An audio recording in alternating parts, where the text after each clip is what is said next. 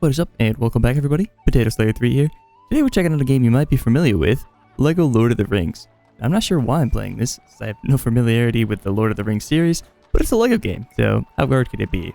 So without further ado, let's get right into it. We started off our story with this beautiful drawing of a mountain, which I promptly skipped. So at this point, an unskippable cutscene played. During this cutscene, which I presumed to be useless, I went to make some coffee. So I don't really know what happened here, but you're seeing it now, so well, I guess I'm seeing it now too because I'm watching back through the footage, but I don't really.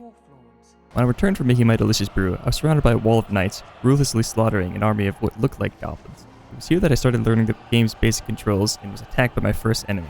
He went down easily and so did the others. Oh, laying out here, these little goblin guys don't stand a chance against me.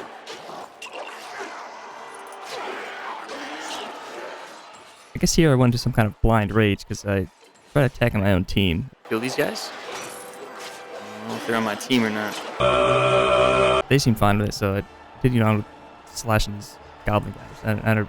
They seemed fine to me, but I guess they were bad or something. After killing a bunch of these guys with the little flag things, a volcano erupted in the background. I thought, oh man, we should not be doing this while that's going on, man. That's kind of dangerous, don't you think?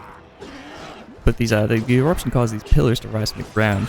The more banner-wielding goblin dudes. The game prompted me to switch to some guy named Elendil. I mean, what kind of name is that? Poor dude has to go his whole life with pickles. Dill? Like, why am I doing this? I switched to the wrong guy anyway. Is that not the guy I was supposed to switch to? Oh, names to him. Okay, that makes sense. After switching to the proper character, he was, for some reason, able to slash through those volcanic pillars with ease. Once the pillars were destroyed and so were their companions, another cutscene played, revealing a giant robot dude. I have no idea what to call him, so I ended up calling him like Megatron or something like that. I know it's Transformers, but like, what else do you call a massive metal robot dude who's destroying everything? He's swinging this axe like nobody's business. Megatron had like the worst fighting skills I'd ever seen in a Transformers movie. I mean, these only attacks were swinging down, spewed some lava from the ground, a double swing, and a chop that summoned a volcano from the ground. This guy barely did anything. I was able to run around his legs and around the arena unharmed until his goons started to spawn. I figured out I could jumped right into the middle of a group of goblins. That's where I started taking some damage, but luckily for me, they have the strength of a newborn chinchilla, and it didn't even remove a heart from my HP. After dancing around with Megatron for a bit, I was able to bring his health down to 0. He then got really angry, finally showed me the true might of Megatron, and threw me against some rocks. Here I thought it was truly over. My weak body laying on the dirt, my sword just out of reach. But little did I know, there's a savior nearby. This random knight dude picked up my sword, which was snapped in half by Megatron, and cut off his finger. Looks like Megatron's Achilles heel was his pointer finger, which dropped like a sack of potatoes. Or exploded, rather, but I knew that it was easy to kill this guy because of his fighting skills anyways. It was there I was tasked with escaping the area. I knew this might be tough since my friends were useless, but the half-sword proved worthy in slaying the goblin guys. I say that's above average size, if you ask me. What the hell's this guy doing? He isn't even attacking him. I mean, this thing took him out like nothing. It was half a sword. I don't know. After some light parkour and destroying more volcanic rocks, I needed to figure out this guy's name. Elrond. How's this Elrond guy? Is it Elrond or Elrano? Elrano kind of sounds like a cool name to me. The guy that couldn't even kill one goblin needed to pass. Apparently he can jump really high or something like that, but he had a weird name. I settled on Elrano and moved on to pushing this massive boulder across the lava. After clearing out a few more goblins, we entered into the volcano. Elrano wanted to throw my ring into the fire, which I thought was kind of odd. It's like my ring. Like, what does he have to do with my personal life, you know? But so I kept the ring and was bested by 3 orcs somehow after surviving an army. What was this guy doing? He just killed like Megatron. I don't know.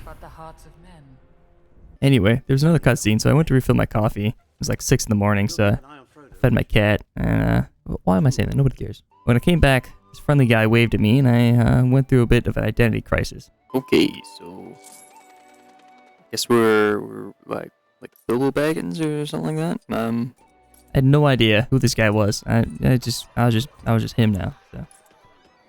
The game told me to follow these coins, which led me to a carrot farm. Here I thought I was being attacked by some goons, but they turned out to be friends of mine, or something like that. Seemed friendly at least. I should be paying attention to these cutscenes, because it looks like this guy's name was very clearly here, but I wasn't really paying attention, I guess, so I called him the wrong name throughout the rest of this series. But that's fine. One of my friends was impaled by a carrot, but miraculously survived, and that's when we were attacked by some weird horse dudes. I went back to Star Wars references because I knew that more than Lord of the Rings. Who the hell's this guy? Kind of Darth Maul character with the hood and everything. You know, one guy.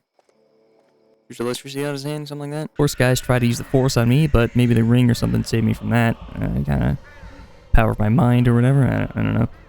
I used a rock to prove that one saying, you know, kill 2 birds with 1 stone, but I couldn't even hit one. But it scared the horse dude, so it worked in my favor anyway.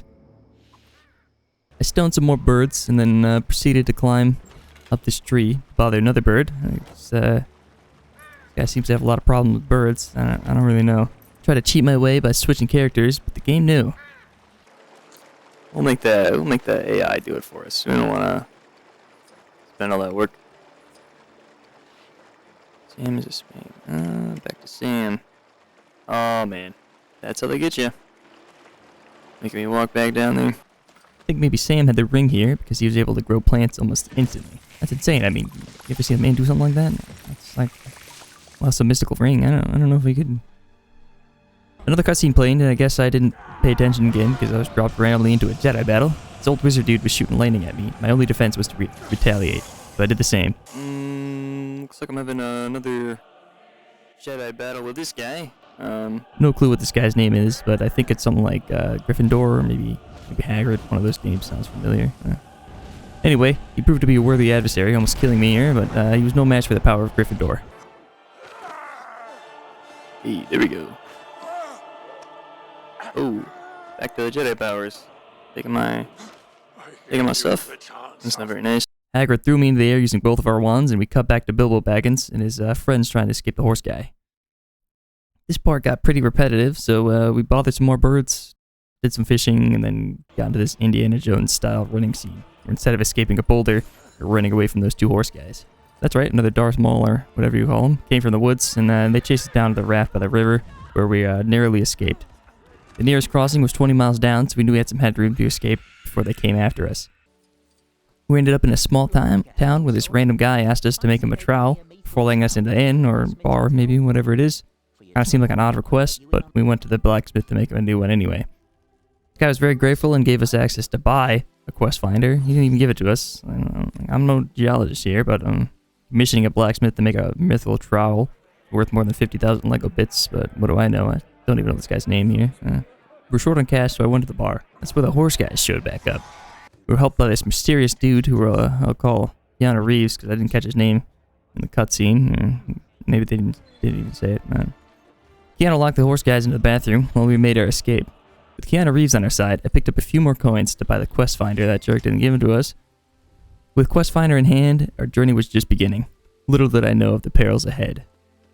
If you like this kind of content and you don't want to miss out on the next one, don't forget to like and subscribe. It really helps me out and it's free for you, so why not do it? Thank you all for watching, and I'll see you in the next one.